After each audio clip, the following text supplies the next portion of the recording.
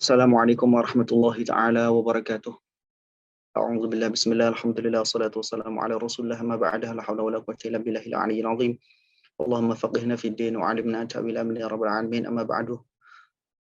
Hadirin jamaah, para peserta partisipan dan juga Bapak Ibu, Mbak Mas dan juga semua yang hadir di majelis Zoom kajian daripada Ar-Risalah Jami'ah wa Tazkirah Nafi'ah yang dimuliakan Allah Subhanahu wa taala dan dimuliakan oleh Allah Subhanahu wa taala. Semoga senantiasa dirahmati, dijaga dan juga dilindungi oleh Allah Subhanahu wa taala dari segala bentuk mara bahaya dan malapetaka, semua dimudahkan urusannya, disampaikan hajat dan juga cita-cita, harapan serta doa-doanya makbul. Semoga kita semuanya menjadi insan-insan yang semakin hari semakin baik dan semakin dekat dengan Allah dan Rasulullah sallallahu alaihi wasallam. Hadirin Allah Subhanahu wa taala, alhamdulillah pada malam hari ini kita masih bisa diberikan kesempatan oleh Allah Subhanahu wa taala bisa masih berjumpa di majlis ilmu, majlis ta'lim, dan insyaallah pada malam hari ini kita akan menyelesaikan daripada kitab Ar-Risalah Al-Jami'ah wa Tazkirah An-Nafi'ah di Sayyidil Imam Al-Habib Ahmad bin Zain Al-Habsyi radhiyallahu anhu wa ardhahu wa nafa'an bi ulumihi wa bi asarihi wa bi anwarihi fid dharain amin. Salawat dan salam semoga tercurahkan pada baginda besar Nabi Muhammad sallallahu alaihi wasallam yang senantiasa kita harapkan syafaatnya dan kita berusaha senantiasa untuk menusuri tauladan beliau, dan juga semoga kita dimudahkan di dalam berziarah menuju kepada makam beliau dan juga diberikan kemudahan dalam bertemu dengan beliau baik di dalam mimpi ataupun dalam keadaan yaqظah. Semoga kita semuanya dicintai oleh Rasulullah sallallahu alaihi wasallam dan dibanggakan bagian daripada umatnya yang menyenangkan terhadap beliau sallallahu alaihi wasallam.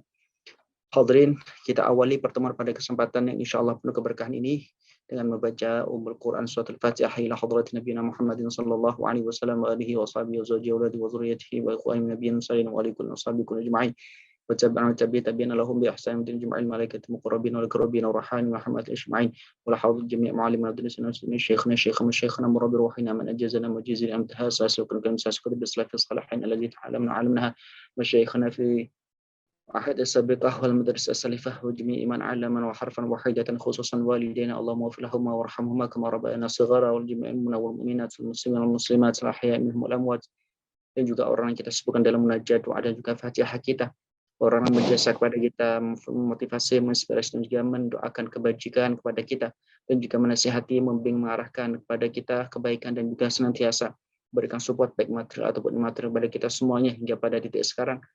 Semoga semuanya dibalas oleh Allah Subhanahu wa taala, khususnya kedua orang tua kita.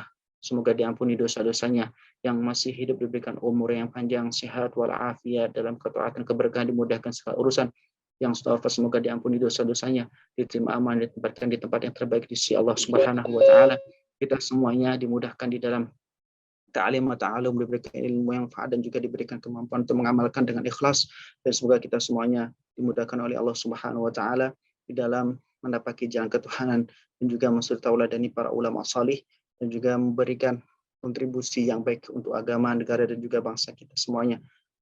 نوينا وتعلم وتعلم نوينا تعلم وتعلم وتذكر وتذكير والنفع والانتفاع والإفادة والاستفادة والحث على تمسك بكتاب الله وسنة رسوله صلى الله عليه وسلم والدعاء إلى الهدى والدلالة على الخير ابتغاء مرضات الله وقرب وثواب رضوانه وعلى صالحة وعلى ما نوينا وعلى ما نوى بأسلافنا ورجال أبانا صالحون على ما يحب سيدنا محمد صلى الله عليه وسلم وربنا ذو الجلال الإكرام لله تعالى بشفاعة رسول الله صلى الله عليه وسلم وقضاء حاجة من حوائج الدين والدنيا والآخرة. الفاتحة. أعوذ بالله من الشيطان الرجيم. بسم الله الرحمن الرحيم.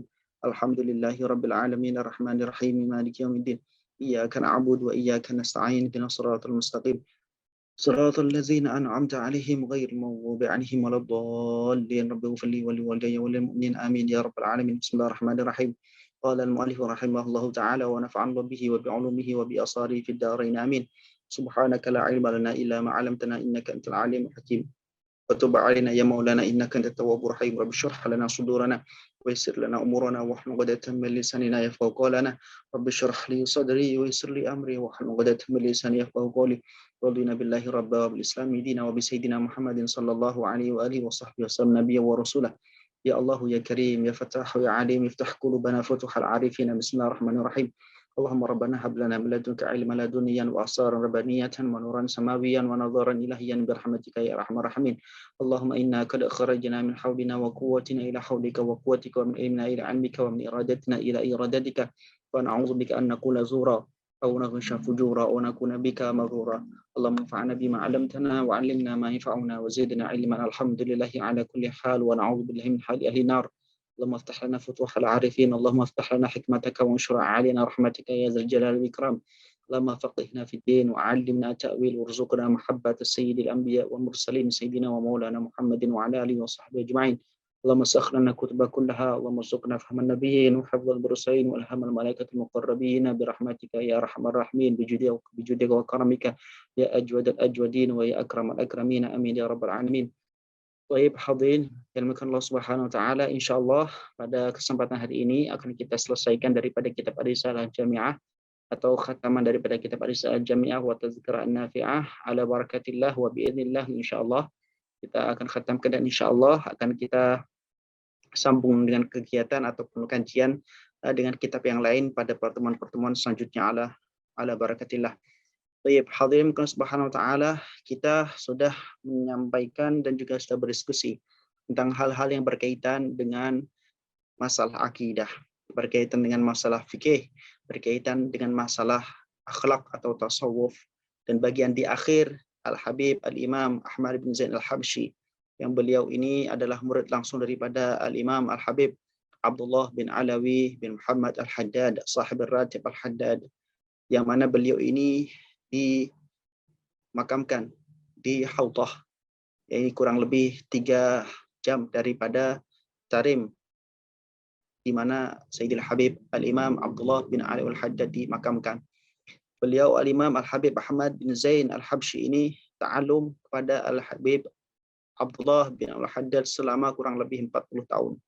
Nah, separuh daripada 40 tahun itu 20 tahunnya itu digunakan untuk belajar adab, belajar etika, tata krama, sopan santun, norma yang berkaitan dengan guru dan murid, dan juga berkaitan dengan akhlak yang sifatnya batin, membersihkan hati daripada sifat-sifat yang tidak baik, daripada kotoran-kotoran yang dapat menghalangi daripada nur ataupun terbukanya hati daripada seorang hamba. Pada bagian terakhir ini, Al-Imam Al-Habib Ahmad bin Zain Al-Habsyi menjelaskan beberapa hal yang perlu kita antisipasi daripada maksiat-maksiat yang ada dan mungkin bisa terjadi, bahkan bisa kita lakukan daripada anggota-anggota badan kita. Oleh karena itu kita diberikan pengetahuan ini oleh Al-Imam Al-Habib Ahmad bin Zain Al-Habsyi agar dikandung maksud kita semuanya mampu untuk kemudian berusaha membersihkan hati kita daripada sifat-sifat yang tidak diridhoi oleh Allah Subhanahu wa taala, sehingga mampu mendapatkan pancaran daripada nurnya Muhammad, Sayyidina Muhammad sallallahu alaihi wasallam, sehingga diberikan futuh dan diberikan ilmu yang mana ilmu tersebut adalah ilmu yang langsung daripada Allah Subhanahu wa taala. Wattaqullah wa yu'allimukumullah, ketika bertakwa kepada Allah Subhanahu wa taala, maka Allah akan memberikan ilmu yang langsung daripada Allah. Wa 'allamna min ladunna ilma, diberikan ilmu langsung daripada Allah Subhanahu wa taala. Baik, hadirin yang Allah Subhanahu wa taala, pada kesempatan hari ini kita akan melanjutkan apakah sudah bisa terlihat di layar? Baik, baik. Suara saya bisa didengar dengan jelas ya, tidak putus-putus. Semoga nanti kalau misalkan ada kendala teknis yang berupa signal ataupun suara mungkin nanti bisa diingatkan. Tapi untuk kali ini bisa didengarkan dengan baik ya semuanya.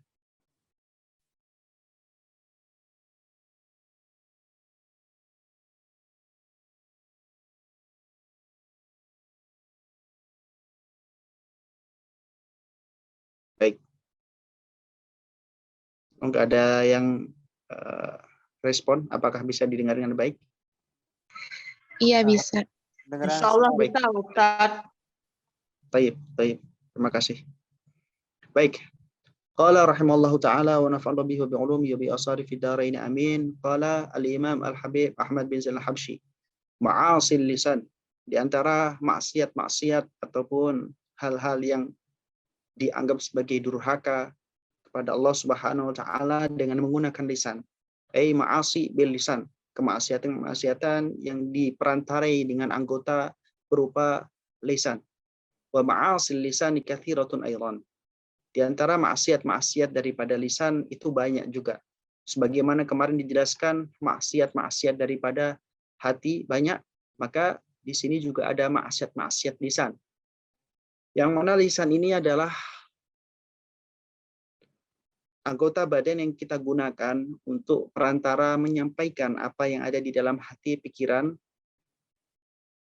ataupun keinginan harapan kita kepada orang lain sehingga bisa difahami.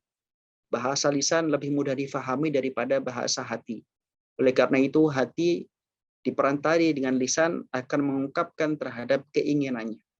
Ma'asil lisan ini adalah kemaksiatan-kemaksiatan yang seyogyanya tidak dilakukan oleh siapapun daripada hamba-hambanya Allah Subhanahu wa taala, karena kemaksiatan ini menjadikan penghalang dia untuk semakin dekat kepada Allah Subhanahu wa taala. Wa ma'asil lisan katsiratun aidan, banyak sekali maksiat daripada lisan. Mithlul ghibah, semisal ghibah. Ghibah itu adalah membicarakan kepada orang lain tentang orang lain di belakang layar dengan sesuatu yang dapat menjadikan benci orang yang diceritakan. Wahya al-zikru ka akhakal muslima bima yakrahu wa in kunta shadiqan. Yang namanya ghibah yaitu adalah engkau menyebutkan, membicarakan, mencakapkan, mengobrolkan, mengomongkan akhaka kepada saudaramu al-muslimah yang muslim bima yakrahu, dengan sesuatu yang tidak disukainya. Meskipun toh apa yang kamu ceritakan adalah hal yang sesuai fakta ataupun kebenaran. Wa in kunta shadiqan, itu maksudnya meskipun toh engkau itu adalah benar di dalam apa yang kau ceritakan. Kenapa seperti itu? Hal tersebut dikandung karena bagaimanapun membicarakan terhadap orang lain, ya, di balik layar ini adalah sesuatu yang tidak diperkenankan oleh syariatnya Allah Subhanahu wa taala. Ini seringkali terjadi dan seringkali untuk dilakukan oleh manusia-manusia, apalagi orang-orang yang masih belum bisa melepaskan diri daripada komunitas-komunitas yang dapat mengarahkan kepada ghibah. Ghibah jika diartikan dalam bahasa Indonesia adalah, mungkin lebih mudahnya adalah dengan istilah gosip. Dia menggosipkan orang lain meskipun toh apa yang digosipkan itu memang terjadi pada orang lain tersebut. Baik. Bahkan dikatakan oleh Al-Imam Asy-Syaikh Nawawi Al-Bantani dalam Bahjatul Wasail, walau biqalbik, meskipun toh itu di dalam hati kamu. Na'am ghibatuz zimmi tuhramu aidan. Dan juga menggibahkan, menggosipkan seorang yang non-muslim. Akan tetapi dia zimmi, itu adalah berada di dalam kesepakatan, berada di dalam kendali daripada kaum muslimin, itu juga diharamkan. Itu adalah maksiat lisan yang pertama disebutkan oleh Al-Imam Al-Habib Ahmad bin Zain Al-Habsyi. Disebutkan pertama karena paling sering dan sering kemudian dilupakan tentang maksiat yang berupa ghibah ini. Kemudian namimah. Kemudian yang kedua adalah namimah. Namimah itu adalah adu domba. Adu domba di sini artinya adalah memecah di antara persaudaraan, memutus daripada silaturahmi, membuat pertengkaran di antara dua pihak. Jadi namimah di sini adalah kita bahasakan dengan bahasa Indonesia dengan istilah mengadu domba. Dan ini adalah cara daripada orang-orang yang menjadi musuhnya Islam untuk kemudian menghancurkan orang Islam, yaitu dengan cara namimah. Dikatakan bahwasanya aitafriq bainal ahibbah, memisahkan antara orang yang saling kasih mengasihani, saling menyayangi, saling simpati. Dipisahkan, diadu domba. Kada fi zawajir. Rasulullah Shallallahu alaihi wasallam menyebutkan dalam sebuah hadis bahwasanya beliau bersabda, hal tadruna man syararakum, apakah kalian tahu siapa orang-orang yang buruk tercela daripada kalian semua?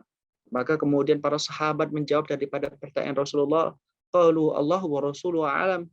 Beliau kemudian dijawab oleh para sahabat, Allah dan Rasulnya lebih tahu, wahai Rasulullah.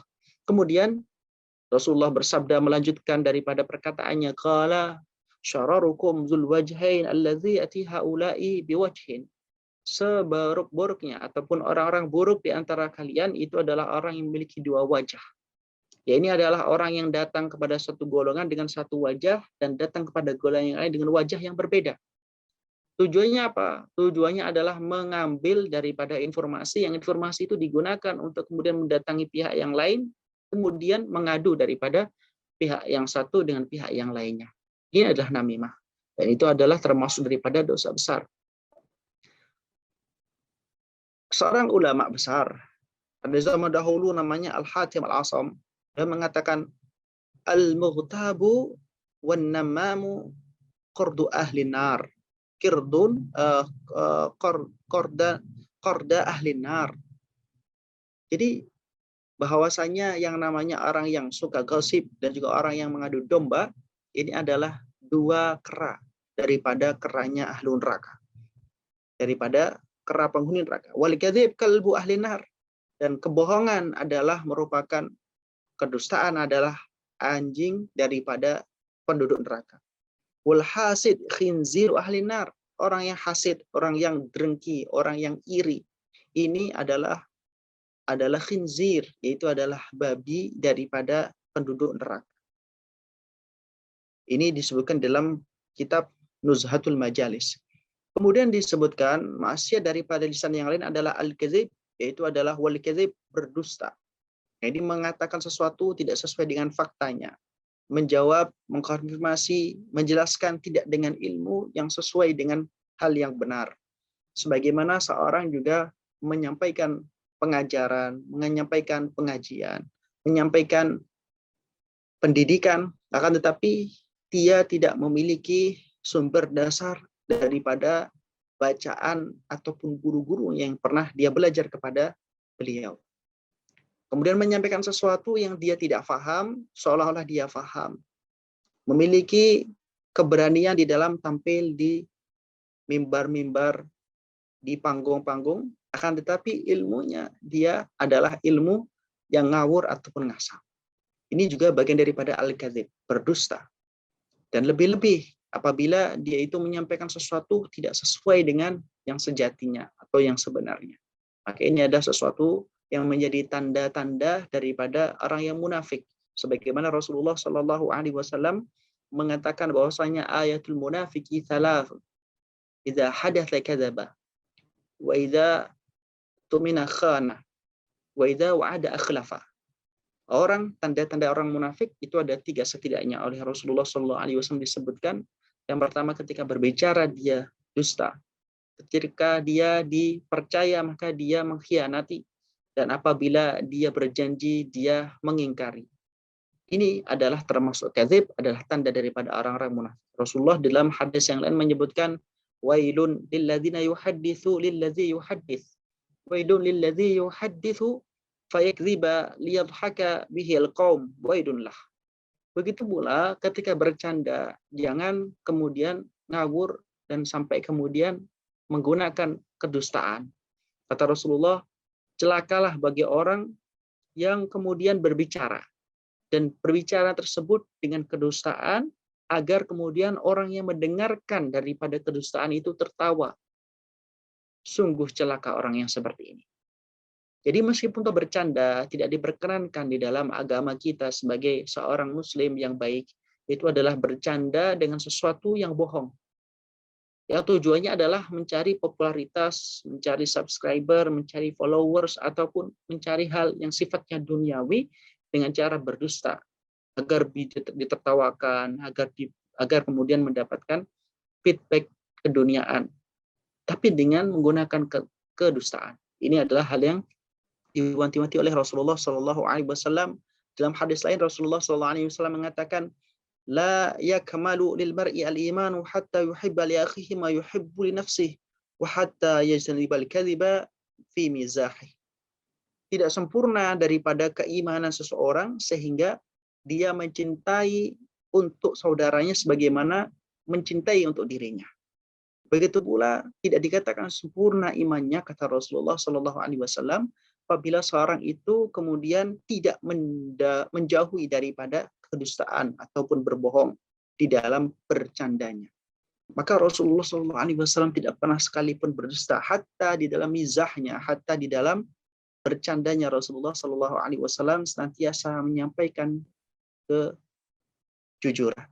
Sebagaimana ada sebuah kisah Rasulullah SAW didatangi oleh seorang nenek-nenek, orang yang jompo, kemudian datang pada Rasulullah SAW, kemudian bertanya, ya Rasulullah, apakah aku ini bisa masuk surga? Kata Rasulullah SAW, oh, tidak bisa masuk surga orang-orang yang tua renta, orang yang jompo, orang yang nini-nini. Kemudian dia bersedih. Padahal dia bercanda. Rasulullah SAW bercanda, ya nenek, wahai nenek, tidak ada ahli surga nanti itu yang tua-tua, tidak ada yang jompo, tidak ada yang nenek-nenek, tidak ada yang kakek-kakek, semuanya muda. Ini usia antara 30-an tahun. Ini adalah ahli surga. Maka itu bercanda Rasulullah SAW. Maka kemudian tertawalah si nenek tersebut. Ini bercanda Rasulullah, bercanda dengan hal yang jujur, bercanda dengan kebenaran. Wasyatmi wasab. Kemudian wasyatmi, ini adalah mencaci. Asyatmu, maksud daripada asyatmu di sini, wasful ghairi bima fihi naqsun wa ihtiqar. Ini adalah mensifati orang lain dengan sesuatu yang merendahkan atau menghinakannya. Atau biasanya dengan menggunakan kata-kata yang tidak baik, kotor, tidak pantas. Memanggil dengan nama manusia dipanggil dengan nama-nama hewan. Ataupun dengan nama-nama benda yang itu dianggap remeh, hina, dina. Ini ada syatmi. Kemudian wasabi. Sabi di sini adalah mencaci kepada orang tua. Maksudnya dia mencaci dengan mencaci kepada orang lain itu, kemudian orang lain mencaci kepada orang tuanya. Ini namanya sab. Jadi asyatmi itu adalah mencaci orang lain langsung satu lawan satu alias face to face. Tapi kalau sab itu adalah mencaci dengan perantara.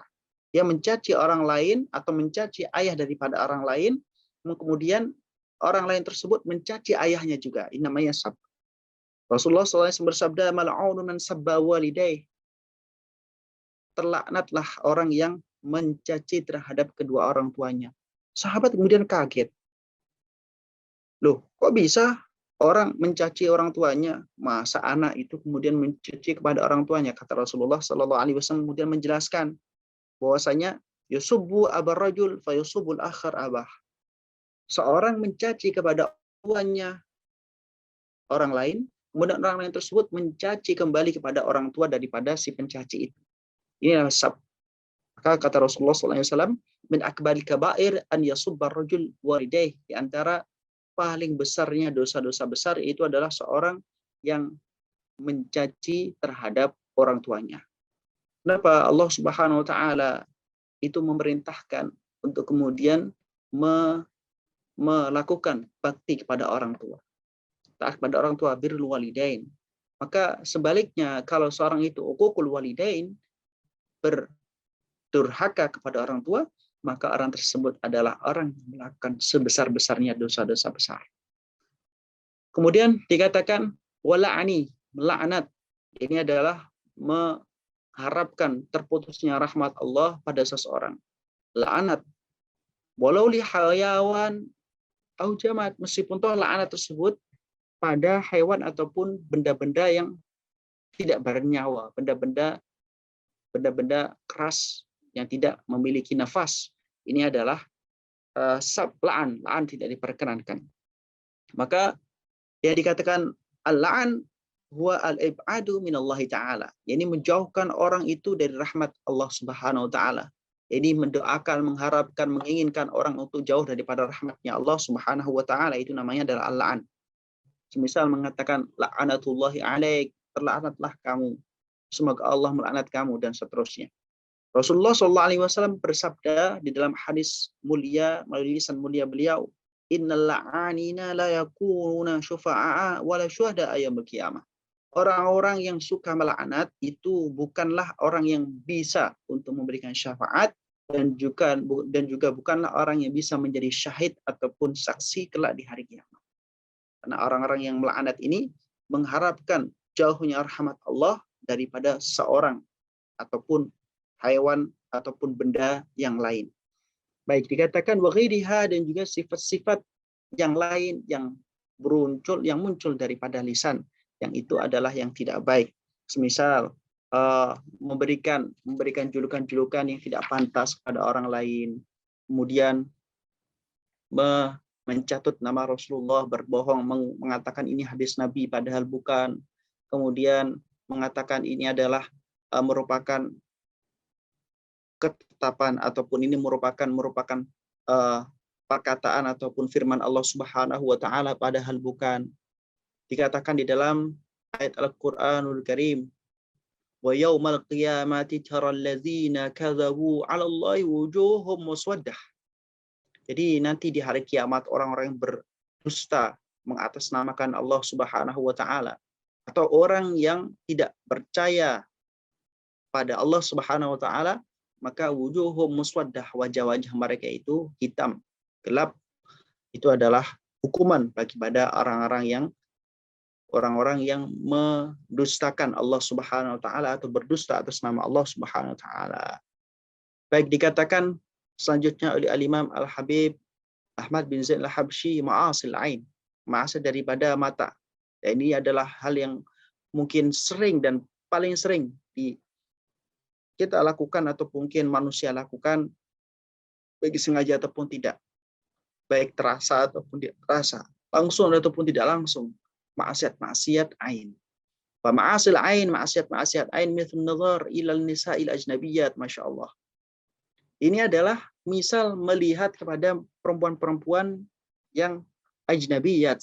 Perempuan ajnabiyat maksudnya adalah perempuan-perempuan yang mana perempuan itu halal ataupun boleh untuk dinikahi. Artinya tidak ada hubungan kerabat yang dekat dengan si perempuan itu. Masya Allah, ini adalah merupakan hal yang susah untuk dihindari, akan tetapi ini merupakan hal yang harus diusahakan dan terus dicoba untuk dihindari. Sebab ini merupakan maksiat daripada mata.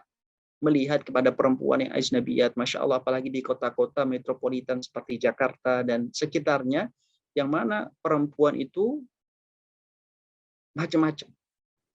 Perempuan macam-macam. Maka tugas daripada seorang laki-laki dan kewajiban daripada seorang laki-laki adalah ghaddul basar. Ini adalah menjaga pandangan daripada perempuan-perempuan yang tidak halal untuk dipandang. Ini maksudnya tidak melihat kepada, apalagi melihat terhadap aurat-auratnya perempuan-perempuan tersebut. Termasuk juga wanadharil aurat yang disebutkan, diperjelas lagi. Ini wanadharil aurat, melihat terhadap aurat.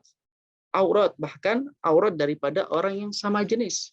Ya, apalagi orang yang tidak sama jenis, alias perempuan melihat laki-laki, laki-laki melihat perempuan. Nauzubillah, ini merupakan maksiat ain.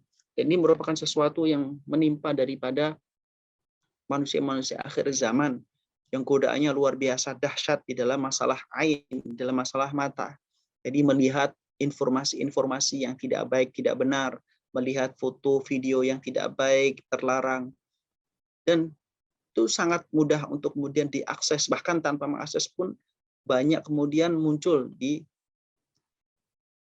layar-layar gadget yang kemudian menghantarkan kepada mata itu memandang sesuatu yang diharamkan oleh Allah Subhanahu wa taala.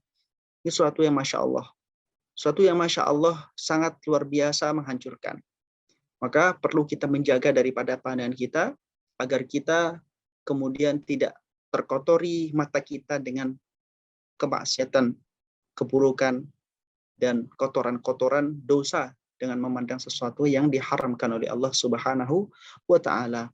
Kemudian dikatakan wa nazar bil istihqar lil muslim, memandang dengan merendahkan, memandang dengan sinis, memandang dengan underestimate, memandang dengan sebelah mata ilal muslim, pada orang muslim yang lainnya. Wa nazar fi baitil ghairi bi ghairi idnihi, melihat pada rumahnya orang lain dengan tanpa izinnya, tiba-tiba masuk ke rumahnya, kemudian mengintip terhadap rumah daripada orang lain tanpa izinnya, tiba-tiba kemudian menggerebek rumah pada orang lain tanpa adanya izin, dengan tanpa adanya alasan ataupun gharad yang sahih, dengan tujuan yang benar. Ya, kalau misalkan tujuan yang benar sebenarnya misal menggerebek sesuatu yang memang itu melanggar aturan dan dilakukan oleh otoritas yang memiliki, memiliki kewenangan di dalam hal tersebut, ya maka tidak apa-apa karena itu merupakan bagian daripada qard sahih. Kemudian dikatakan ma'asil uzun, maksiat daripada telinga. Wa ma'asil uzun, maksiat telinga semisal istima'i ilal ghibah, mendengarkan orang yang sedang merasani ataupun menggosipkan orang lain. Jadi ini ghibah, Masya Allah, luar biasa ini dampak buruknya. Menggibahkan orang lain tidak diperkenankan, termasuk mendengarkan ghibah orang lain juga tidak diperkenankan. Jadi kalau ada yang mengatakan bahwasanya saya kan tidak gosip, tapi orang tersebut mendengarkan terhadap gosip, itu sama saja. Itu maksiat uzun. Kalau ghibah maksiatul lisan, kemudian kalau mendengarkan ghibah adalah maksiatul uzun.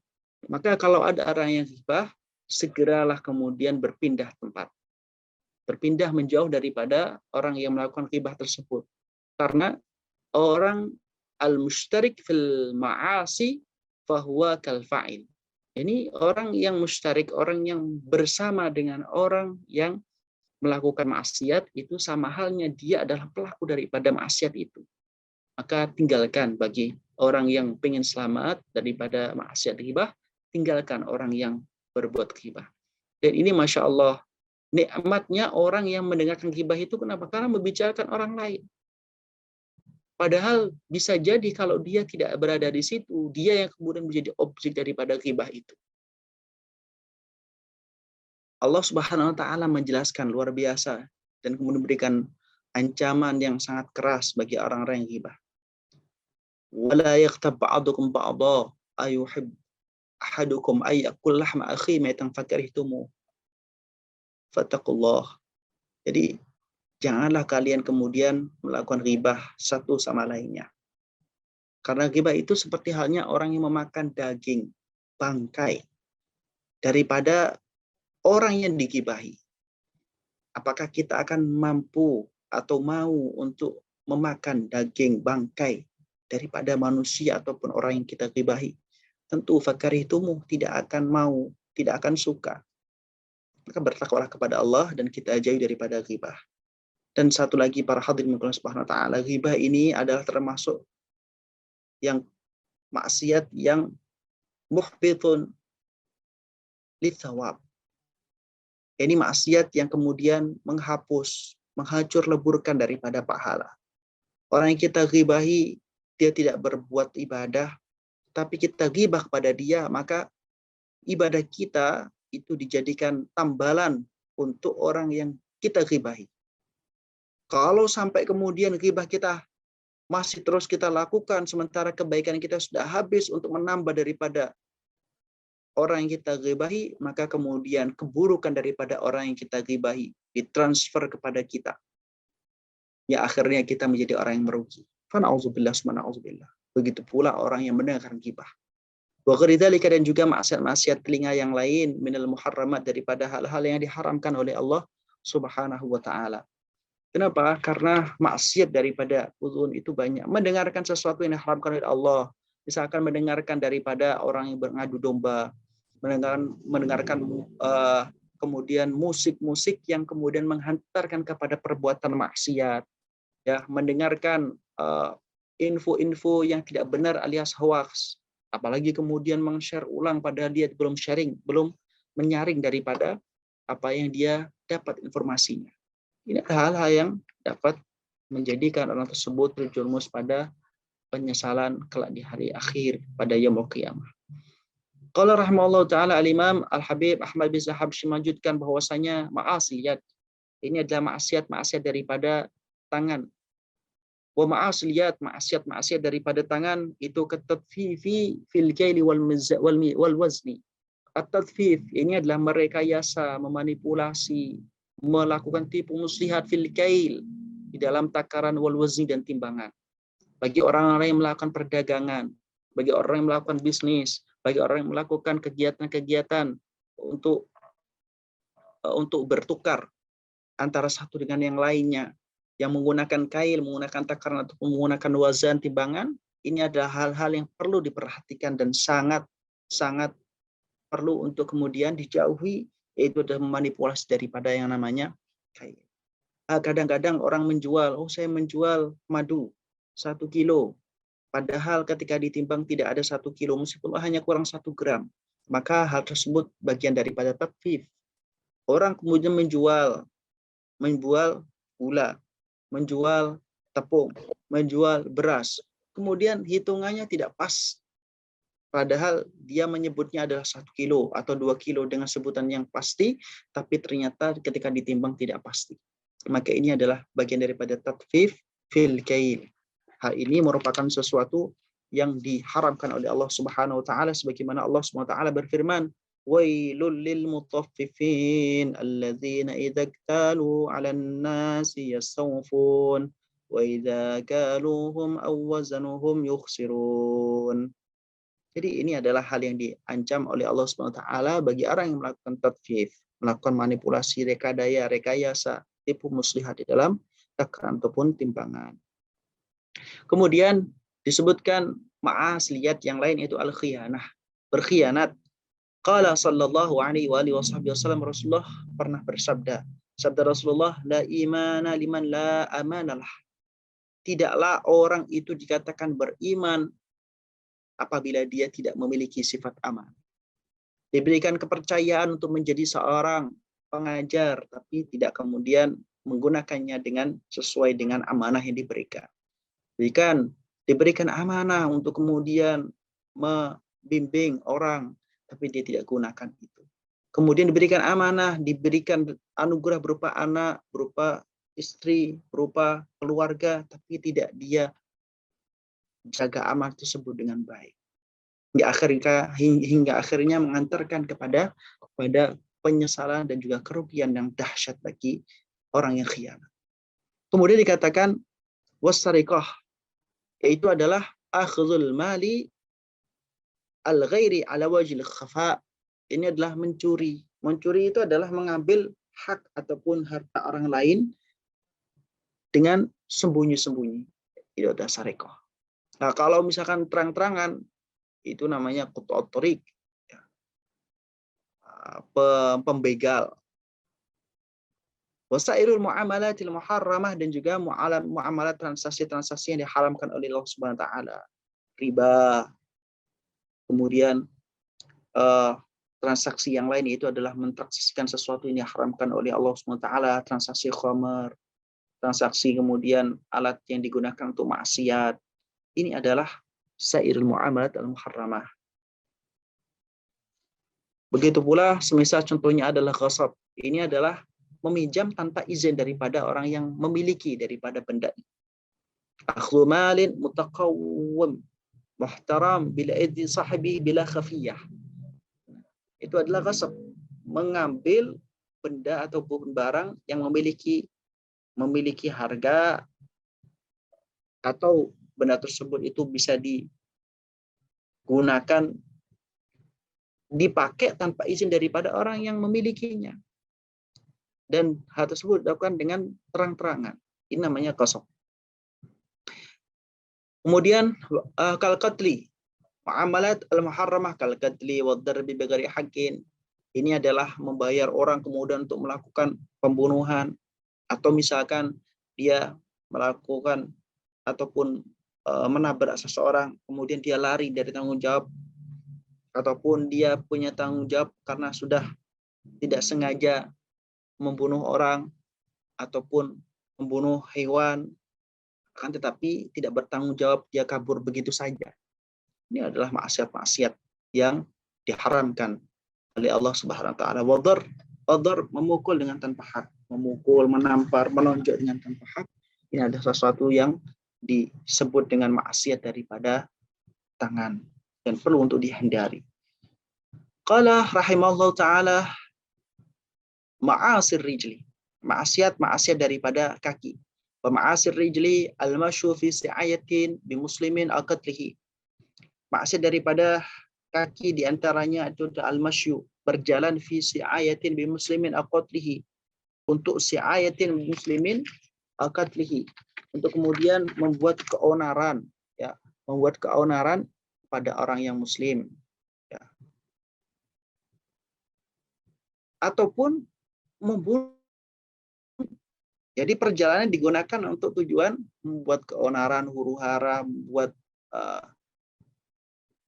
chaos dengan orang muslim ataupun membunuh daripada orang muslim, maka kakinya digunakan untuk perjalanan berbuat maksiat.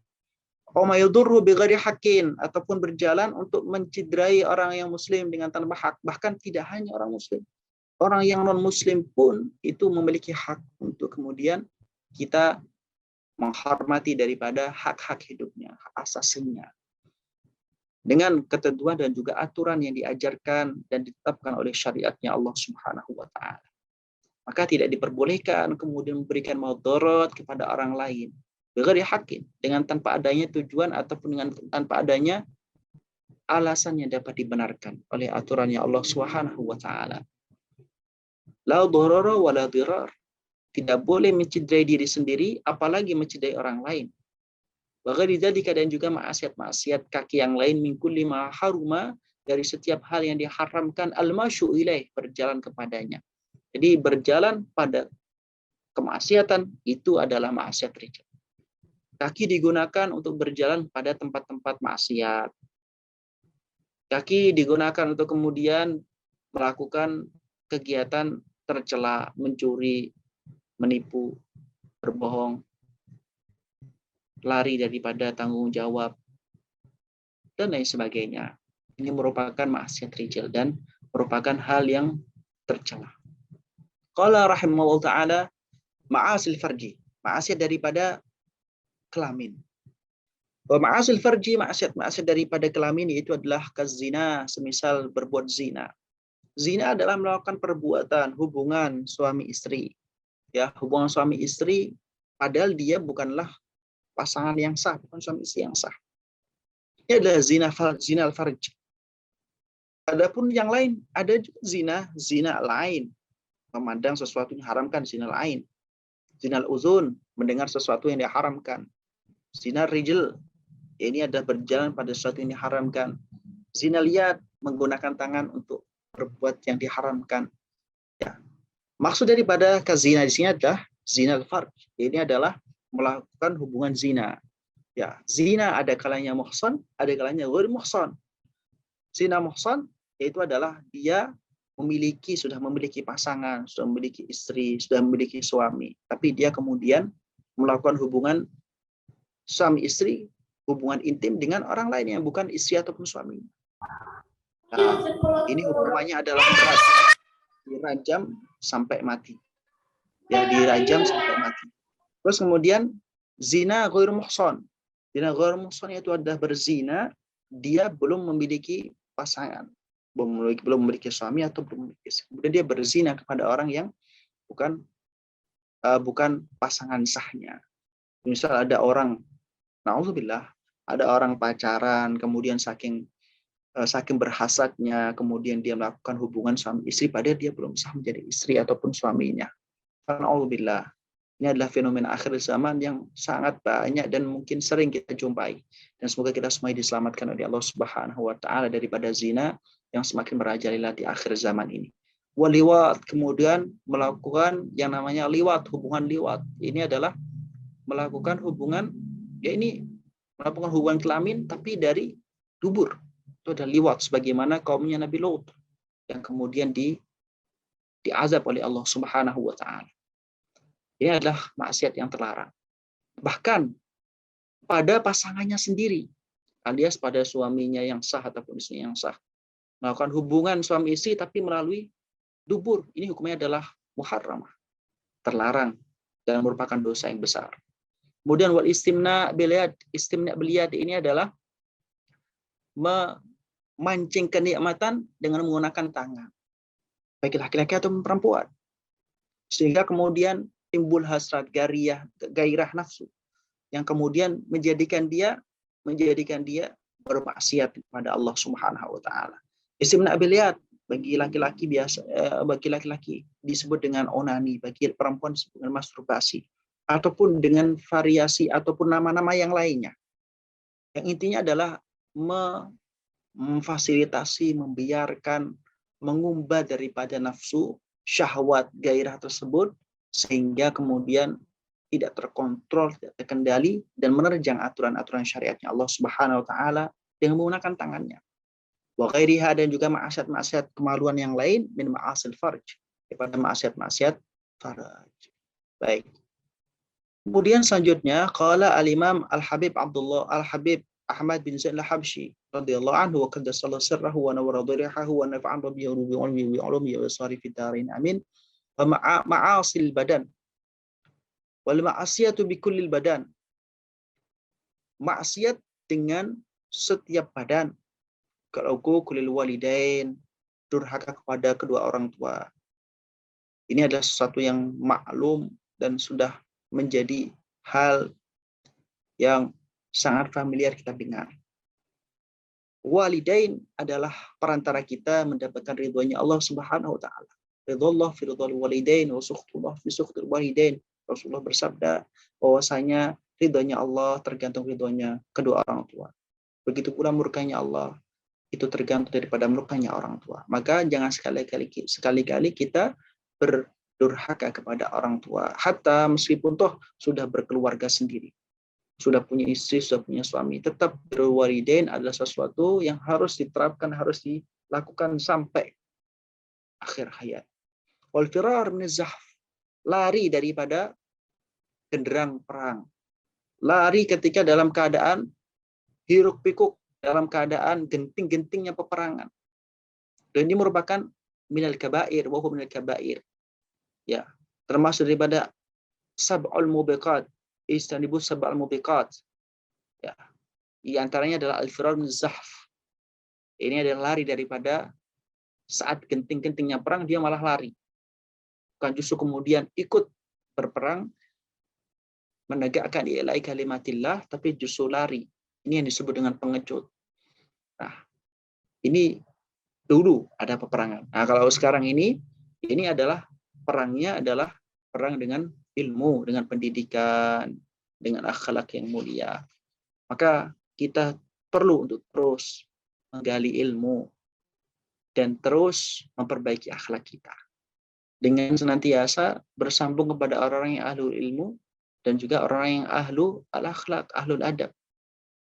Jangan kemudian merasa puas hanya dengan ilmu yang kita sudah dapatkan ataupun akhlak yang sudah kita lakukan. Karena pada hakikatnya menuntut ilmu dan bagi akhlak itu tiada batas. Ya.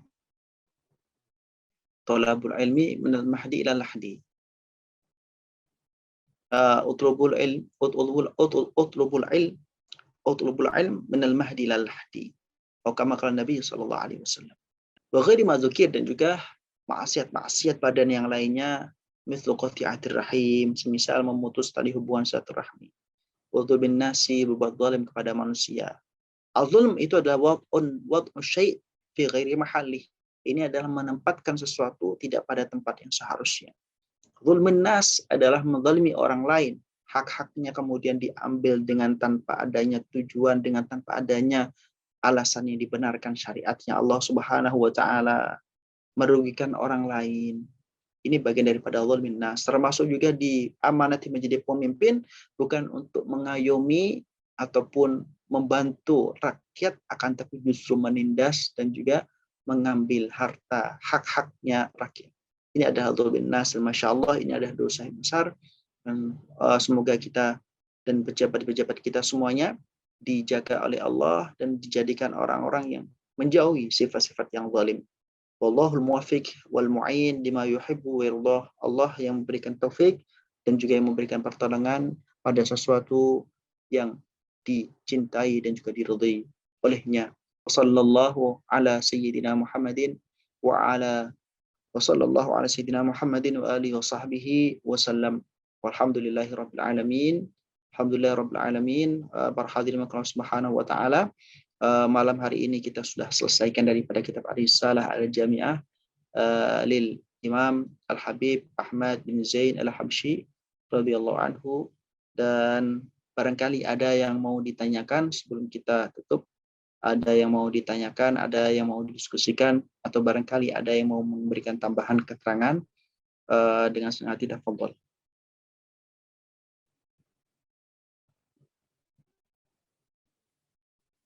Baik, ada pertanyaan. Assalamualaikum, mohon izin bertanya. 1. Saya sering mendengar Islam berbohong untuk. Baik, sebentar. Ibu Siti Mariam. Baik, silakan Ibu Siti Mariam. Ya, tentang maksiat tadi ya, kayaknya banyak sekali itu yang sering kita alami ya, bahkan itu ya tidak sadar atau tidak sadar ya menimpa diri kita ya. Artinya bahwa kita juga ikut menjadi pelakunya gitu ya, menghibah itu yang tidak sering kita sadari ya, sering kita tidak sadari. Bagaimana caranya ya kalau meminimalisir sebenarnya ya jangan ngomong begitu. Artinya jangan mengatakan sesuatu yang memang ya nggak perlu diomongin gitu. Artinya tapi mungkin paling tidak gimana sih caranya agar lisan kita itu tidak terus-menerus terjerumus dalam ghibah gitu ya. Barangkali Ustaz ada saran atau tips yang paling sederhana begitu ya. Nah itu kalau yang menimpa diri kita dengan orang lain. Nah terus kalau seandainya itu yang menimpa, bukan yang menimpa ya, itu yang kalau itu kan sifatnya person ya, kalau kita ngomongin orang gitu ya, atau ya mengatakan keburukan orang itu sifatnya person. Nah bagaimana dengan mass media yang sekarang yang sering kita lihat ya, baik itu media sosial, handphone atau televisi, itu kan bisa dibilang itu secara nasional gitu kan. Artinya berantai pesan ini dari sini, akhirnya seluruh Indonesia itu mengetahui, bahkan seluruh dunia gitu, kejelekan kita semua orang tahu gitu. Nah bagaimana agar kita tidak ikut larut di dalamnya? Tips apa yang paling sederhana itu? Nah terus gimana dosa orang yang menyebarkan keburukan orang lain? Apakah bagaimana cara meminta maafnya gitu kalau seandainya itu sudah terlanjur bergulir gitu? Ya terlepas itu betul atau tidaknya berita itu, yang jelas ya orang yang merasa dirugikan adalah orang yang sedang menjadi sorotan itu gitu. Itu gimana Ustadz? Terus gimana dengan penguasa yang ya sudah bisa dikatakan dolim lah kalau saya bilang sih seperti itu ya. Artinya ini sekarang masyarakat sedang dijajah dengan sesuatu yang mau tidak mau harus mau gitu. Contohnya aja sederhananya vaksin gitu ya, sederhananya masalah vaksin gitu. Oke, memang itu adalah satu upaya atau ikhtiar untuk mencegah, istilahnya meminimalisir korban COVID gitu ya. Tapi bagaimanapun COVID itu sudah berlalu gitu ya, sudah berlalu, artinya sekarang kenapa masih diwajibkan? Apakah itu bukan bentuk kezaliman? Bahkan sampai anak-anak SD pun masih diuber-uber gitu, katakanlah seperti itu. Nah ini yang menanggung dosanya siapa nih? Padahal kan di negeri kita tahu ya, semua mata kita tertuju pada sosok ulama-ulama yang sudah sangat mengerti bagaimana caranya tidak memaksa kepada masyarakat bahwa ini harus seperti ini, harus seperti ini. Kan ada cara yang tidak harus seperti ini gitu kan gitu. Masa anak SD aja wajib vaksin gitu. Terus kemudian orang yang ya gimana nih cara saya sampai pusing gitu Ustaz kalau mikirin kondisi kita sekarang. Sebenarnya ini bukan urusan kita ya, tapi karena ini menimpa kita gitu, menimpa kita, otomatis ya kitalah yang ikut merasakan akibat dari perbuatan ya katakan kita adalah korban gitu. Gimana Ustaz? Banyak banget pertanyaan saya. Terima kasih. Assalamualaikum. Waalaikumsalam warahmatullahi taala wabarakatuh. Taib, mungkin sedikit yang bisa saya jawab, yang mungkin belum bisa memuaskan daripada jawaban yang saya jawab ya nanti bisa ditanyakan ataupun bisa dicari kembali. Yang pertama, bagaimana kita kemudian bisa menghindari daripada ghibah yang seringkali dan juga sudah menjadi hal yang mungkin dianggap biasa, sudah salah kaprah. Suatu yang sudah salah kaprah ketika dilakukan itu maka akan menjadi sebuah hal yang dianggap kebenaran. Cara daripada meninggalkan ghibah itu adalah sederhananya sebagaimana Rasulullah Shallallahu Alaihi Wasallam pernah bersabda bahwasanya as-salamah fil uzlah, bahwasanya keselamatan itu ketika kita berusaha untuk menyendiri, memfokuskan diri pada diri kita kepada Allah Tuhan kita Subhanahu wa taala. Ya, ini dengan cara ya kita senantiasa mengingat pada Allah Subhanahu wa taala. Dan kemudian merasa bahwasanya Allah senantiasa memandang, melihat kita. Dan lebih jauh lagi kita merasa melihat dan memandang Allah Subhanahu wa taala yang disebut dengan ihsan. Sehingga ketika kita mendengar ghibah atau na'udzubillah melakukan ghibah, membicarakan orang lain, ini sesuatu yang kemudian menjadikan kita malu karena kita diawasi, dipandang, dipantau oleh Allah Subhanahu wa taala. Apalagi kalau misalnya kita sampai merasa bahwasanya kita melihat, memandang Allah Subhanahu wa taala, maka orang tidak akan berani, tidak akan mampu untuk melakukan ghibah. Maka yang perlu kita perbaiki itu adalah jiwa kita, bahwasanya kita senantiasa merasa bersamai oleh Allah Subhanahu wa taala, lebih jauh merasa melihat Allah Subhanahu wa taala sehingga kita malu untuk berbuat maksiat termasuk ghibah. Itu yang pertama. Kemudian yang kedua yang bisa kita lakukan yaitu adalah dengan cara memperbanyak zikir kepada Allah Subhanahu wa taala. Dengan cara berzikir kepada Allah Subhanahu wa taala, maka kemudian kita akan lebih banyak mengingat kepada Allah Subhanahu wa taala daripada mengingat daripada orang lain. Maka perbanyak kita membaca zikir.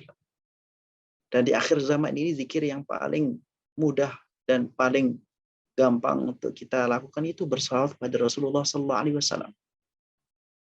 Kita gantungkan kecintaan kita kepada Rasulullah sallallahu alaihi wasallam karena cinta kepada Rasulullah itu artinya ada cinta kepada Allah Subhanahu wa taala. Dan ketika seorang itu cinta kepada Rasulullah, pasti akan mengikuti Rasulullah. Dan ketika seorang mengikuti Rasulullah, maka Allah akan mencintainya dan Allah akan mengampuninya. Sebagaimana Allah berfirman, "Qul in kuntum tuhibbunallaha fattabi'uni yuhibbukumullahu wa yaghfir lakum dzunubakum." Jadi cinta, mahabbah kepada Rasulullah sallallahu alaihi wasallam dengan mengikuti Rasulullah itu artinya cinta kepada Allah Subhanahu wa taala. Dan Rasulullah bukanlah seorang yang murtab, bukanlah seorang yang namam, bukanlah orang yang suka ghibah, bukanlah orang yang suka namimah. Tidak pernah Rasulullah ghibah dan juga namimah. Maka ketika kita mengingat sang kekasih tercinta Rasulullah sallallahu alaihi wasallam, kita akan merasa bahwasanya ghibah ataupun mendengarkan ghibah adalah sesuatu yang tidak ada faedah bagi kita. Karena kita cinta kepada Rasulullah dan tidak pernah Rasulullah melakukan ghibah atau mendengarkan ghibah. Itu yang kedua. Yang ketiga yang bisa kita lakukan yaitu adalah menjauh daripada komunitas, daripada orang, daripada pihak, daripada orang yang biasa melakukan ghibah. Dan ini adalah biasanya berat dan susah bagi orang-orang yang berada di circle tersebut. Ini kalau dalam bahasa psikologi itu disebut dengan toxic circle. Ini adalah komunitas ataupun lingkungan yang beracun, yang perlu dihindari. Karena meskipun toh kita tidak ikut ghibah, tapi kita mendengar ghibah ya sama saja. Dan ghibah itu akan mengeraskan hati. Banyak orang yang beralasan bahwasanya saya menceritakan orang lain itu karena kemudian ingin mengatakan yang benar. Qulil haqq walau kana murra, katakan yang benar meskipun itu pahit. Seolah-olah itu adalah benar. Ini yang disebut dengan kalimatus shadiq yuridu bihi al-syarr. Jadi kalimat yang benar tapi digunakan untuk sesuatu yang buruk. Kalimatus shadiq yuridu bihi syarr atau yuridu bihi al-khata'. Benar, qul haqq walau kana murra, katakan yang benar meskipun pahit, akan tetapi ada tempat-tempatnya. Maka Al-Imam An-Nawawi di dalam Syarah Riyadhus Shalihin menjelaskan bahwasanya ada ghibah-ghibah yang diperkenankan. Ada ghibah-ghibah yang diperkenankan, artinya dia itu tidak dianggap sebagai orang yang berdosa dengan ghibah tersebut. Sebenarnya bukan ghibah, itu adalah menjelaskan sesuatu yang benar. Yang kemarin di pertemuan yang lalu sudah kita bahas. Ada beberapa hal yang ghibah yang diperkenankan. Semisal menjelaskan kepada seorang yang menjadi penegak hukum tentang kronologi duduk masalah daripada terjadinya delik pidana ataupun perdata yang dilakukan oleh tersangka. Tidak masalah, ini adalah sesuatu hal yang tujuannya adalah benar, yaitu adalah untuk menegakkan hal yang hak. Maka yang ketiga ini yang sering kita susah untuk keluar. Toxic circle ini. Lingkungan yang sukanya ngomongin orang aja.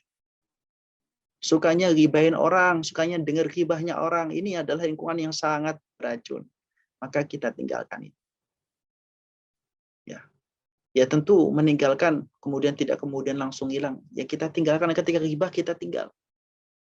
Pas waktu ketika berdiskusi yang bermanfaat, ya kita diskusi. Karena manusia ada tiga. Ada kalanya orang yang sempurna, dia punya pendapat dan mau bermusyawarah, berdiskusi. Yang kedua, orang yang setengah sempurna, orang yang punya pendapat saja tidak mau musyawarah, atau orang yang mau musyawarah tidak punya pendapat.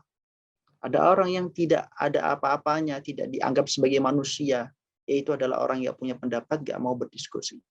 Jadi kita datang dengan komunitas ataupun pada lingkungan yang baik dengan pada saat-saat yang berikan kemanfaatan kepada kita, baik kemanfaatan duniawi ataupun ukhrawi.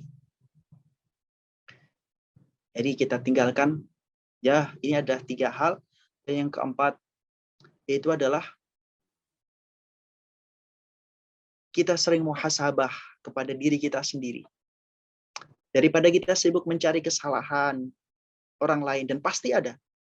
Kesalahan orang pasti ada, karena nggak ada orang yang sempurna di muka bumi ini kecuali Rasulullah Shallallahu Alaihi Wasallam, para nabi dan anbiya. Sedangkan manusia pasti ada salahnya. Kalau kita cari kesalahannya siapapun itu, hatta orang tua kita sekalipun, pasti ada kesalahannya. Dan daripada kita sibuk, dan itu dilarang oleh Allah, wala tajassasu, jangan cari-cari kesalahan orang lain. Maka muhasabah kepada diri kita sendiri, yang mana kita banyak sekali kesalahan-kesalahan yang perlu kita koreksi. Jadi autokritik buat diri kita sendiri, yang mana itu akan lebih bermanfaat bagi kita. Biarlah orang lain dengan kesalahannya, kalau kita mampu merubahnya dengan tangan, kita rubah dengan tangan atau kekuasaan. Kalau nggak mampu dengan lisan, dinasihati. Kalau nggak mampu dengan hati. Tapi jangan sampai kita kemudian berbicara di belakang layar, membicarakan kesalahan orang lain, karena sejatinya kita juga punya kesalahan yang mungkin lebih banyak daripada orang yang kita bicarakan. Maka muhasabah, hasibu anfusakum qabla an tuhasabu. Muhasabahlah sebelum kita ini kemudian dihisab oleh Allah Subhanahu wa taala. Nah, ini adalah pertanyaan pertama yang bisa saya jawab. Jadi 4 ini yang kemudian mungkin bisa kita terapkan. Kita sama-sama masih belajar. Kita terapkan untuk kemudian menghindari yang namanya ghibah ataupun mendengarkan ghibah. Kemudian pertanyaan yang kedua, bagaimana kalau misalkan kita sudah berghibah, menggosipkan orang lain, kemudian kita ingin menghapus dosa daripada ghibah. Maka solusinya adalah ya datang kepada orang yang kita ghibahi, minta maaf, minta ridho halalnya. Apabila ternyata tidak mungkin untuk mendatangi, bertemu, baik secara live ataupun tidak, online ataupun offline, tidak mungkin untuk ketemu, ya maka kita mendoakan kepada dia. Disebutkan bahwasanya ulama-ulama terdahulu ketika kemudian mendengarkan ghibah, tak sengaja mendengar ghibah, maka kemudian mendoakan dia dengan membacakan surat Al-Fatihah kepada orang yang dighibahi. Hadiahnya diberikan pada orang yang dighibahi. Ada yang menyebutkan bahwasanya dibaca surat Al-Fatihah sebanyak 10 kali. Ada menyebutnya 3 kali. Ala kulli hal, ini adalah bentuk amalul khair, kebajikan yang kemudian kita kirimkan pahala daripada kebajikan itu kepada orang yang kita ghibahi ataupun kita dengar ghibahnya. Tak sengaja kita mendengar orang tersebut dighibahi oleh orang yang berada di dekat kita dan kita mendengarnya tanpa sengaja. Kenapa? Ini berlandaskan pada dalil dalam Al-Qur'an Karim, innal hasanat yudhibuna sayyi'at, bahwasanya kebajikan itu menghilangkan pada keburukan. Maka kebajikan kita kirimkan kepada orang yang kita gibahi ataupun yang tidak sengaja kita dengar digibahi oleh orang lain, untuk kemudian biar pahala itu menjadi penebus bagi kita yang ghibah ataupun yang mendengar ghibah. Pahala tersebut kita tujukan pada orang yang digibahi tadi. Ini kalau misalnya tidak memungkinkan untuk kemudian bertemu langsung. Nah, ini adalah konsekuensi ketika seorang itu berbuat kemaksiatan yang sifatnya adalah hakul adami, berkaitan satu sama lain, sesama manusia, sesama hamba Allah. Ini adalah harus meminta halal terlebih dahulu kepada yang bersangkutan. Tidak hanya cukup dengan istighfar, minta ampun kepada Allah. Karena hak ini tidak hanya hakullah, tapi juga hakul adami, yang mana hakul adami mabniun alal musyamahati wa hakullahi mabniun ala hakkullahi mabniun alal musamahati wa hakkul adami mabniun alal musyahati. Sebagaimana Al-Imam Al-Habib Abdullah bin Husain bin Tahir dalam kitab Sulam Taufik menjelaskan hal yang seperti itu. Jadi hak yang berkaitan dengan Allah itu sifatnya mudah, gampang, musamahah. Kita istighfar, minta ampun kepada Allah, maka insyaallah innallaha kana tawwabur rahim. Akan diampuni karena Allah adalah zat yang maha menerima taubat dan maha pengasih. Tapi kalau berkaitan dengan manusia ataupun hamba Allah yang lain, maka kita harus langsung meminta maaf pada yang bersangkutan. Makanya hubungan interaksi hablum minallah sama hablum minan nas ini berat, hablum minan nas. Ya. Maka kita perlu berhati-hati kalau kemudian berhubungan dengan sesama hambanya Allah yang kaitannya adalah hal yang sifatnya adalah tidak baik ataupun keburukan. Maka lebih baik dihindari daripada nanti kita juga untuk menghalalkannya, untuk lepas daripada dosa tersebut ya harus susah karena harus bertemu dengan orang yang kita zalimi, yang kita rasani, yang kita gosipi. Ini adalah hal yang tidak sebagaimana mudahnya kita meminta ampun kepada Allah Subhanahu wa taala. Hakada. Mungkin itu yang bisa saya jawab. Ada yang masih ketinggalan pertanyaannya tadi dari Ibu Maryam?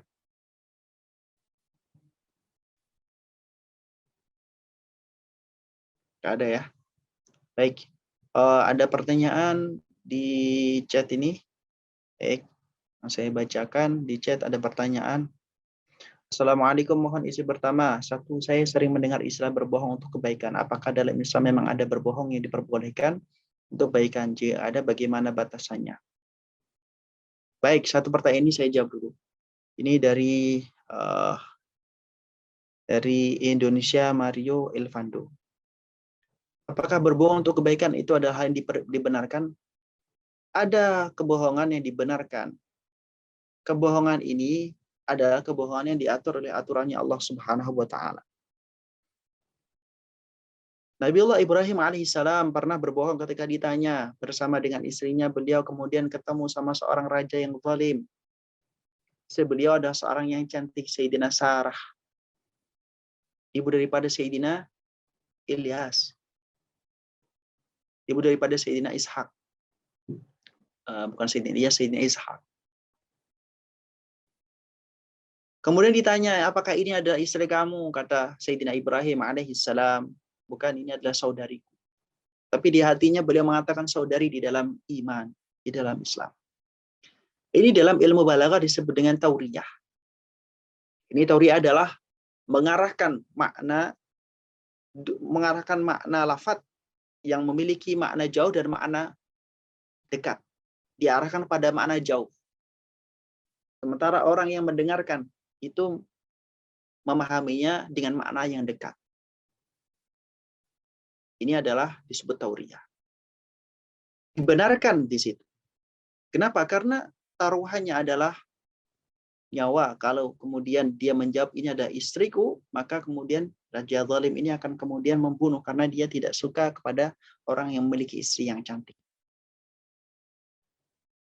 Sayyidina Ibrahim alaihissalam kemudian mengatakan hal tersebut, ini adalah saudariku.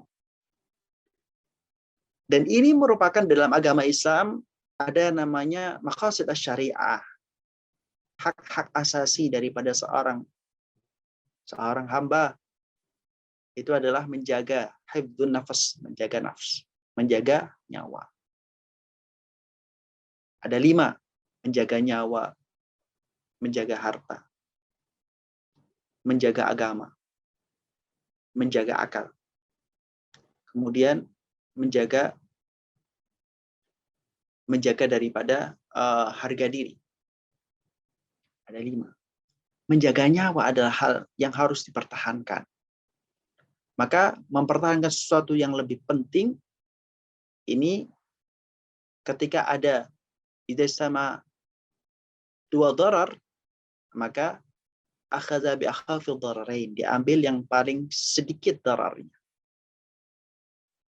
Nah, ini dalam konteks cerita Sayyidina Ibrahim alaihissalam. Kemudian ada juga kalau misalkan orang itu berbohong untuk kebaikan.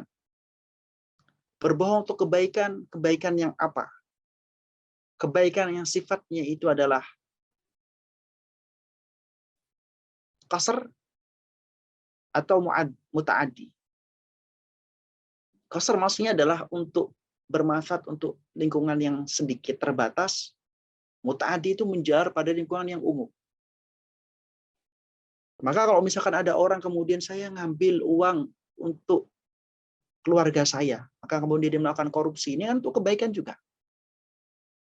Dia berbohong untuk kemudian markup, untuk kepentingan bahwasanya dia butuh bayar rumah, cicilan, mobil, untuk kemudian bla bla bla. Untuk kebaikan, tapi kebaikan itu kebaikan dirinya. Dan kemudian caranya ada dengan cara korupsi, ngambil daripada bukan haknya, ya, maka tidak bisa dibenarkan. Maka berbohong untuk kebaikan ini sesuai dengan aturan-aturan, dan ini disebutkan di dalam hadis-hadisnya Rasulullah Shallallahu Alaihi Wasallam. Bahkan Rasulullah dalam hadisnya menyebutkan, yaitu adalah ada hal yang diperbolehkan untuk berbohong. 1, yaitu adalah berbohongnya suami kepada istrinya. Berbohong ketika mengatakan si istrinya, kamu cantik sekali. Padahal ya biasa-biasa saja. Atau biasa kita sebut dalam bahasa Indonesia adalah gombal. Menggombali istri sendiri. Itu adalah sesuatu yang diperbolehkan dalam hadis Rasulullah Sallallahu Alaihi Wasallam. Tentu dengan batasan-batasan. Ya, dengan batasan, cantik ya, cantiknya dalam segi apa? Ya, tidak cantik mutlak ya. Karena setiap orang memiliki kelebihannya masing-masing. Kemudian ada juga disebutkan dalam hadis Rasulullah Sallallahu Alaihi Wasallam, bahwasanya seorang itu boleh berbohong ketika perang.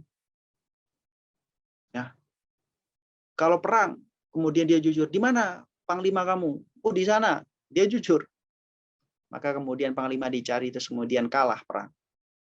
Maka boleh berbohong. Dalam artian ini adalah untuk strategi dan untuk tentu kemaslahatan yang tidak hanya kemaslahatan 1-2 orang, tapi untuk kemaslahatan umum, bahkan untuk kaum muslimin. Baik, untuk masalah ini bisa dilihat di dalam kitab Ihya Ulumuddin. Ya, kitab Ihya Ulumuddin karya Imam Abu Hamid Muhammad Al-Ghazali 450 Hijriyah, wafat 405 Hijriyah. Di dalam kitab beliau Ihya Ulumuddin dalam Rub'ul Muhlikat. Di dalam 1/4 bagian daripada yang menghancurkan. Di antaranya adalah berbohong. Tapi di sana nanti disebutkan bagaimana berbohong yang diperkenankan, alias berbohong yang sebenarnya bukan berbohong, tapi seperti suar ataupun surah bentuk gambaran lahirnya seperti berbohong, yang kemudian itu tidak masuk bagian daripada dosa.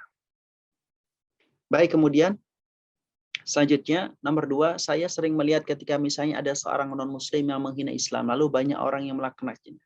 Namun ada juga yang mendoakan hidayah untuknya. Bagaimana sikap kita yang seharusnya terhadap orang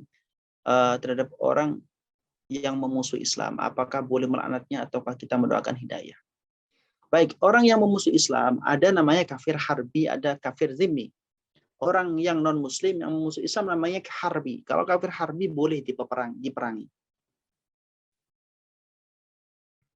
Kalau orang yang kafir zimmi, alias orang non-muslim yang berada di dalam perjanjian damai dengan orang muslim, maka nggak boleh diperangi. Adapun mendoakan hidayah, doakan untuk semuanya. Baik yang harbi ataupun yang zimmi, kita doakan untuk masuk Islam. Semoga diberikan hidayah.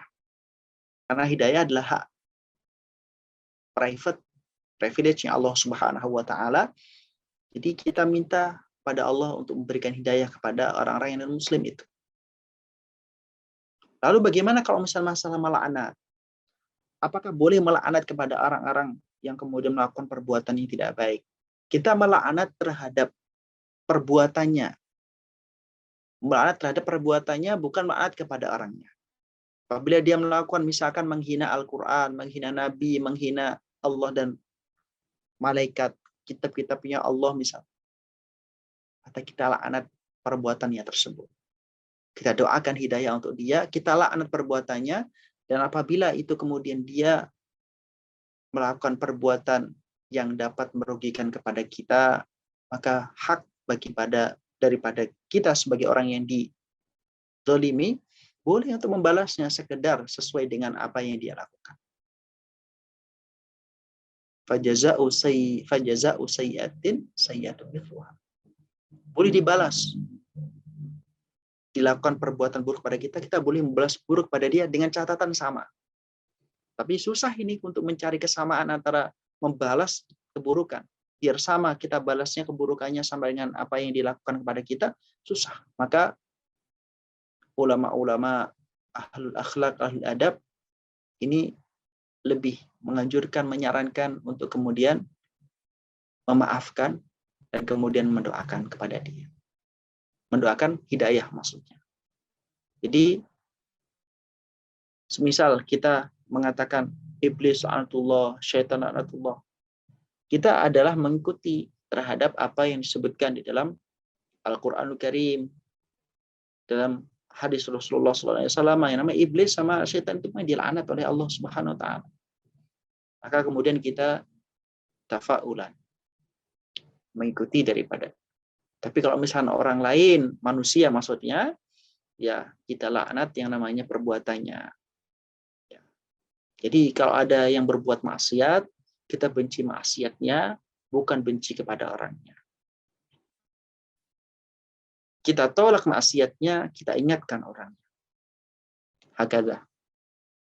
Baik, kemudian yang ketiga, selama saya bersekolah atau berkuliah, saya sering diajar oleh guru perempuan non-muslim yang tentunya tidak menutup aurat, sehingga saya harus melihatnya selama kegiatan belajar mengajar.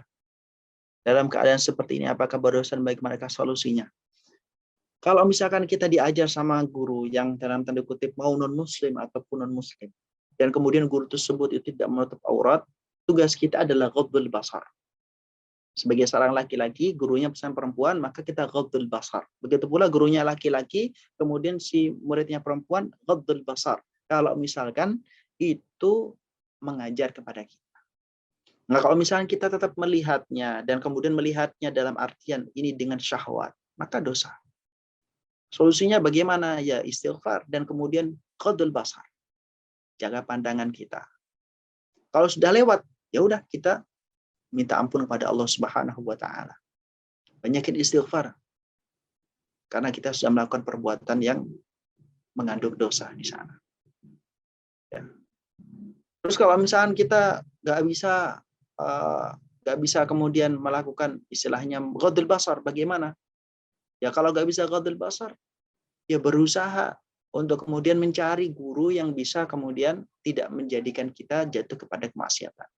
Itu kalau misalkan masih di SMA, kan ini cerita pertanyaannya dulu. Nah, kalau dulu bagaimana sudah terlewat? Ya, yang dilewat biarkan kita banyak istighfar kepada Allah, minta ampun kepada Allah Subhanahu wa taala. Semoga Allah mengampuni kita semuanya. Kemudian masih ada pertanyaan keempat, jika seorang anak diajak berghibah oleh ibunya, bagaimana anak tersebut harus menikahi ibunya agar tidak menyinggung ibunya? Ya diingatkan dengan baik, dengan kata-kata yang sopan, yang baik. Kalau enggak, ya dengan hati. Itu adalah adhaful iman. Kemudian tinggalkan. Ya masuk ke kamar lah, atau mungkin mengerjakan atau membaca buku lah dengan cara yang baik. Dan tentu yang lebih tahu adalah yang bersangkutan, ini maksudnya bagaimana karakter daripada ibunya. Baik, sedangkan misalnya jika anaknya mengingatkan ibunya merasa keberatan atau tersinggung, begitu juga jika anak itu meninggalkan ibunya dari pembicaraan. Oke.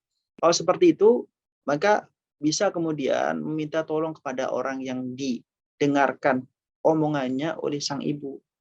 Mungkin dia cerita kepada ayah yang bisa mengingatkan ibu, atau menceritakan kepada ustadz ataupun tokoh agama yang disegani, yang punya karisma sehingga sang ibu kemudian mau mendengarkan terhadap apa yang dinasihatkan. Ini adalah meminta tolong orang lain. Kalau nggak mungkin juga ya adhaful iman, ingkar bil qalb. Ingkar bil qalb. Dan kemudian meminta maaf kepada sang ibu untuk meninggalkan daripada majelis ataupun tempat dilakukannya ghibah itu. Baik. Terus kemudian ini ada pertanyaan dari Farida Prihatini. Assalamualaikum, ini pertanyaannya masih belum ada. Ini. Ustaz tadi dijelaskan tidak boleh bercanda yang mengandung kebohongan. Bagaimana kalau kita melakukan prank ke orang lain? Jazakumullah khair. Baik, prank pada orang, ya, prank kepada orang, ini adalah perbuatan yang bercandaan dengan sesuatu yang tidak jujur. Kalau misalnya kita pengen selamat, lebih ihtiyat, lebih berhati-hati, ya tidak usah dilakukan itu. Tapi kemudian kalau misalkan kita melakukannya, ada yang mengatakan bahwasanya prank ini adalah hal yang diperkenankan selama hal tersebut itu tidak kemudian mengundang fitnah yang lebih luas. Dan kemudian tidak mencederai daripada hati orang yang diprank tadi.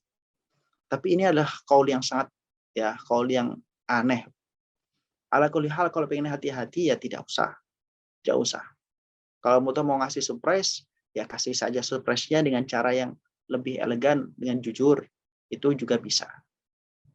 Nah, kalau saya sendiri, Al-Fakir sendiri, lebih cenderung untuk tidak melakukan hal tersebut, karena hal tersebut itu yang mengandung tadi kedustaan, kebohongan. Lebih baik kita hindari. Wallahu a'lam bishawab.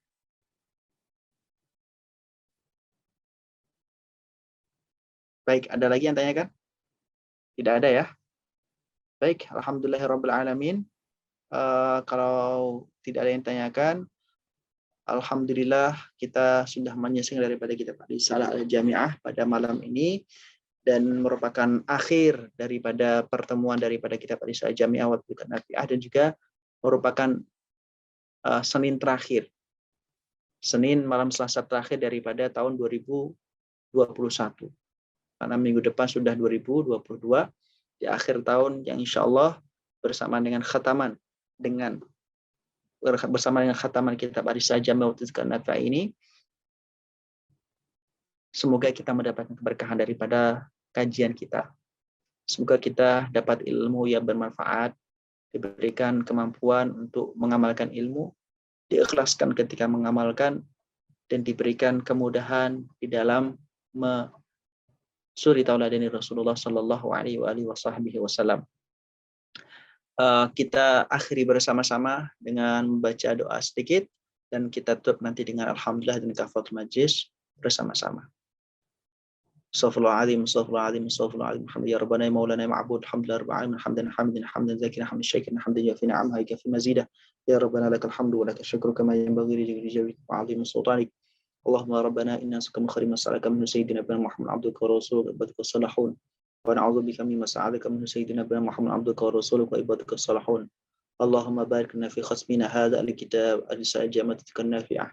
Warzuqna ya Allah uluman nafi'an mubarakatan mardiyan wa mardiyan indaka ya Allah. Waj'alna minal 'amilina bi ilmina ya Allah. Waj'alna minal 'amilina bi ilmina ya Allah. Waj'alna minal mukhlisina fi 'amalina ya Allah. Wasallimna minal afat wal mihan wal fitnah wal baliyat wal madarat wa jami' anwa'idz dzunub wa jami' anwa'il ma'asi ya Allah. Sallimna ya Allah, salliman ma'ana. Balighna ma'ana aibuna ta'ibuna abiduna sayyidina hamidun rabbina hamidun. Allahumma fa'na bima 'allamtana wa 'allimna ma yanfa'una wa zidna ilman alhamdulillah ala kulli hal wa na'udzu billahi min halin nar. Innaka tas'aluna ta'lamu sirrana wa 'alaniyatana faqbal ma'ziratana wa ta'amna fi nafsina faflana dzunbana wa ta'almu hajatina fa'atina su'alana. Ya sira 'alaina kull 'asir fatasir 'asiri 'aki yasir. Ya Allah, ampunilah dosa kami ya Allah. Jadikanlah ilmu kami ilmu yang bermanfaat. Jadikan kami orang-orang yang mampu mengamalkan ilmu dengan ikhlas. Jadikanlah kami orang-orang yang mampu mencintai dan Rasulullah Sallallahu Alaihi Wasallam. Berikanlah kami keistiqamahan di dalam belajar, di dalam mengajar, di dalam mengamalkan kebaikan. Jauhkan kami daripada kemaksiatan. Bencikanlah kami dengan perbuatan-perbuatan dosa. Jauhkan kami daripada perbuatan-perbuatan maksiat. Jadikanlah kami hamba-hambamu yang kau cintai, yang kau pilih, yang kau cintai dan juga dicintai oleh Rasulmu Sallallahu Alaihi Wasallam. Rabbana atina fid dunya hasanah wa fil akhirati hasanah wa qina adzabannar. Sallallahu alaihi sayyidina Muhammad wa ala alihi wasallam. Walhamdulillahi rabbil alamin. Hadirin para watisipani, maka Allah Subhanahu wa taala berakhir dan khatam juga kitab Ar-Risalah Jami' Tazkiyah Nafi'ah dan Sanad Al-Fakir. Membaca kitab ini bersambung kepada murid-murid daripada Al-Imam Ahmad bin Zain Al-Habsyi yang ada di Tarim ketika Al-Fakir belajar dan juga tabarruk di Tarim Al-Ghanna di Hadramaut, Yaman. Dan alhamdulillah Al-Fakir sudah berziarah juga dan juga mengunjungi daripada zuriyahnya Al-Imam Al-Habib Ahmad bin Zain Al-Habsyi di Hautah Hadramaut sana. Dan ala kulli hal, semoga sanad kita bersambung dan juga kita diakui sebagaimana guru-guru kita sebagai orang-orang yang mendapatkan hidayah dan juga memberikan keberkahan kepada hidup kita semuanya.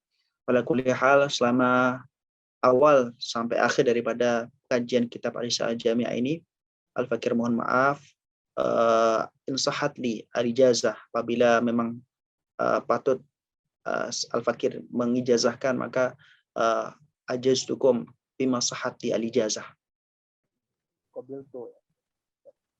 Semuanya mohon maaf atas segala khilaf ucap, sikap ataupun sifat daripada Al-Fakir.